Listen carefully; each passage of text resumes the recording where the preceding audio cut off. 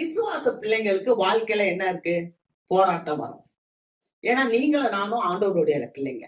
ஆனா இன்னொரு கூட்டம் இருக்கு, அது சாத்தானுடைய கூட்டம். ஆண்டவருக்கும் சாத்தானுக்கும் எப்போதுமே என்ன இருக்கும்? சண்டை. அல்லேலூயா.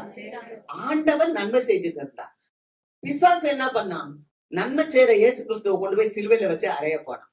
ஆனா இயேசு இறந்துட்டாரா? இல்ல. 3ஆம் நாள் உயிரோட எழுந்துட்டார். அல்லேலூயா. அப்ப இயேசுவானவர் ஜெயித்தார். ஆமென். அது போல தேவ பிள்ளைகளுக்கும் இந்த உலகத்துல போராட்டம் உண்டு. அதனாலதான் இயேசு கிறிஸ்துவனுடைய சகோதரனாகிய யூதா அவருடைய புஸ்தகத்துல எழுதும் போது, பொதுவான ரட்சிப்பை குறித்து நான் உங்களுக்கு எழுத வேண்டும் அப்படின்னு இருந்தேன்.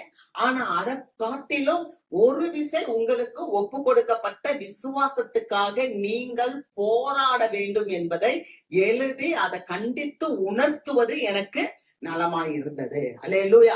நான் இயேசுவின் பிள்ளை, நான் இயேசு மேல நம்பிக்கையா இருக்கேன், நீங்க கண்ணை மூடிட்டு போயிட முடியாது. ஏன்னா பிசாசு, உங்கள் எதிராளியாகிய பிசாசானவன் யாரை விழுங்கலாமோ என்று கெர்ச்சிக்கிற சிங்கம் போல சுற்றி திரிங்க. இப்ப நம்ம தேவனுடைய பிள்ளைங்க தானே. ஆனா நமக்கு சில பிரச்சனைகள் வருது இல்ல. நம்ம தேவனுடைய பிள்ளைங்க தானே, நம்ம விசுவாசிகள் தானே.